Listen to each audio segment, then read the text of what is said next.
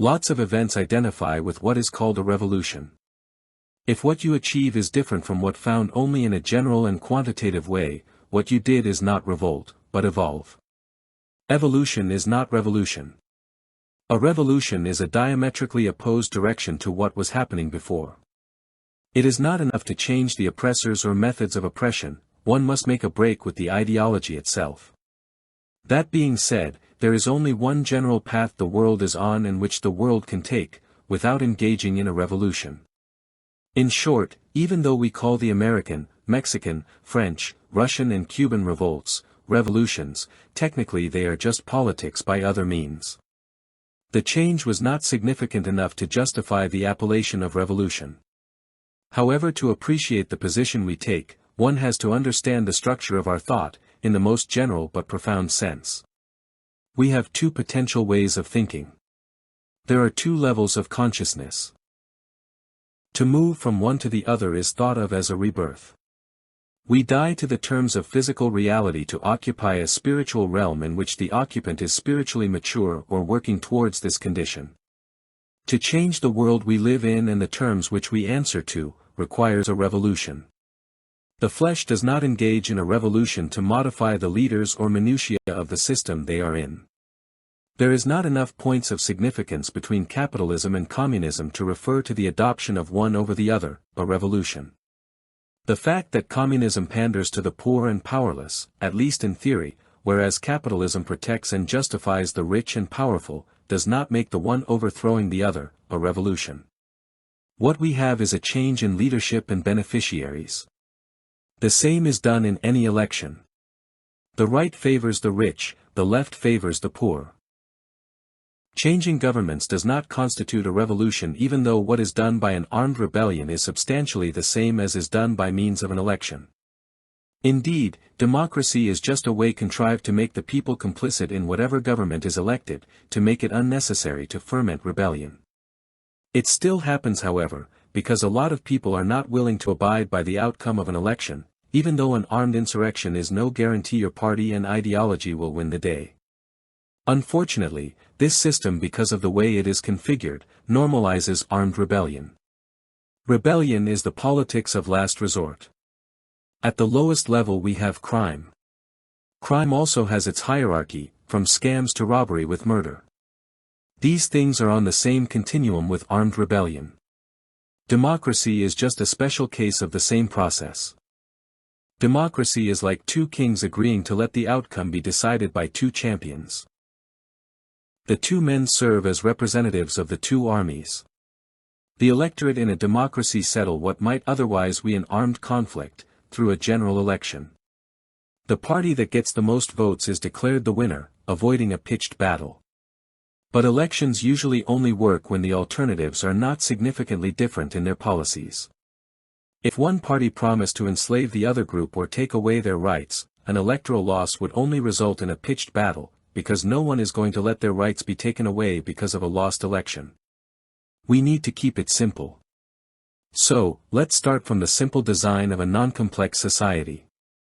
We can assume a small population, each with roughly the same skill set. Each person or family is basically self-supporting. They are at least partly migratory and so possessions are few. This group has problems, but they are largely communal problems. Food might be scarce, and injuries happen, but these problems tend to affect the community and are dealt with by the community. There is no room for a professional bureaucracy or state. The population can grow, and as more skills are added to the group, the population becomes civilized. At this point leaders are likely to emerge, often as a response to external threats. But imagine this group is in an isolated place and there are no competing communities. If everyone worked and performed a useful service, and was paid for the work they do, and no one made any claims against anyone else, what need would there be for the state? The argument is often made that the state is needed to produce social goods. But social goods are nothing more than goods and services produced by some and purchased by others. The argument is often made that if there is a park, everyone will want to use it, but no one will pay for it. But that is the case now with roads, parks, schools and so on. It's not necessarily the user that needs to pay for it, if it is a social good. A school needs teachers and maintenance. The students do not pay to use the school, but the teachers and the maintenance staff need to be paid. We do not expect the students to pay them. At this point we will begin to try and figure out who ought to pay the worker his wage. This is the mistake we make. It is not important who pays. The essential thing is that they are paid. This is where charity comes in. Charity pays the worker. This is the church. The church is not an institution or club or association, it is what binds us together. What binds us together, as a church and even as a people and as humans, is the fact we are paid for the work we do. If we do not create value as a community, we do not have a community. To have a revolution we need a division, that division creates an inward-looking population. The problem with the church as it exists, is that it is too missions-orientated and weak on ministry. Jesus told Peter 3 times, to feed his sheep. Even the Great Commission was qualified with the statement that the church is to teach all that which Christ commanded us to do. It is not enough to just serve the unbeliever as so many do in their missions work. We can either have peace, morality, justice, equality, progress or conflict, division, and other negative features such as inequality. But reducing the incidence and severity of negative influences does not constitute a revolution. This is dealing with the symptoms of an evil and unjust system. It is not replacing it and it is not a steady improvement as we move as a church, away from it. But this is all conventional revolutions do. Even the most violent and divisive in the end are nothing more than a disagreement about who makes the law and therefore, which group sits atop of what is essentially a pyramid scam. The state has a monopoly on power. It uses this power to enact laws, these laws ostensibly control the nation's subjects. This control is only a secondary concern because the main focus is on controlling property. The free, democratic society, is always edging towards globalism, as does communism. The ultimate condition of government is a totalitarian dictatorship in which a one-world government owns and controls everything. Every revolution puts a different group onto this same path. This is the trouble with revolutions. They do not take the nation off this path, they merely change the details of the process. To put this another way, for humans there are only 2 choices. We may think we have an infinite number of options, but they can be grouped into classes or types of choices. If we do this, we see all-out options come down to 2 fundamental types of choices. The one choice is to pay the cost of our choice, and the other is to not pay these costs, but to externalize them onto society and future generations. If we pay our own way we do not need the state or we do not create a need for the state. But if we do not pay for our choices, we need the state. More importantly, the state needs people who work and create value, so they can expropriate some of it, in order to pay for what they do. The state has no output, as such. Everything it does requires it to expropriate the cost of the things it does, from others. Therefore, the state is a parasite.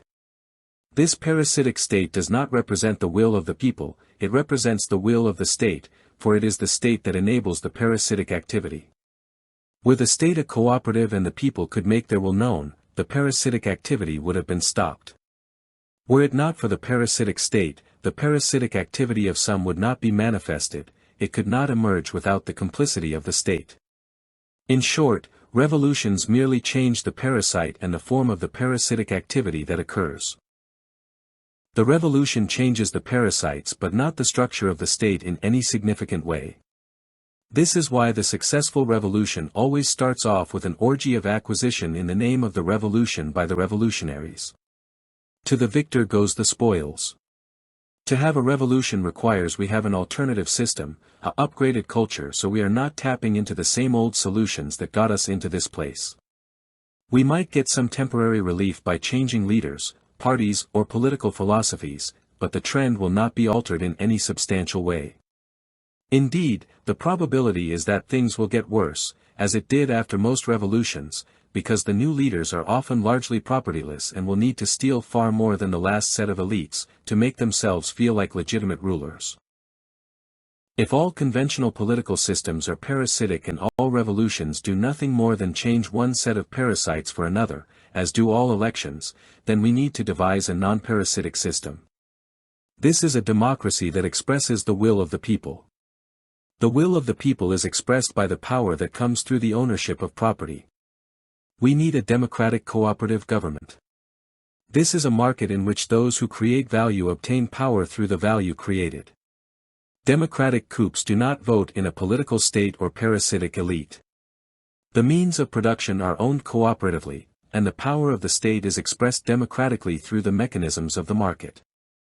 No one is permitted to make claims against that which they did not create or pay to acquire an interest in. There are different kinds of cooperatives.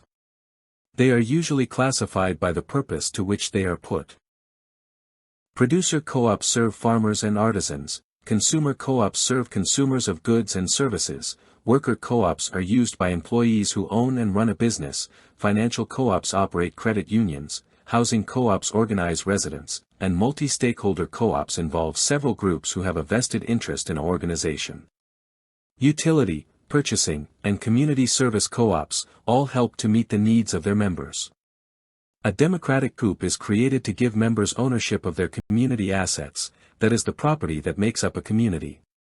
The community is operated as a market for the benefit of all stakeholders.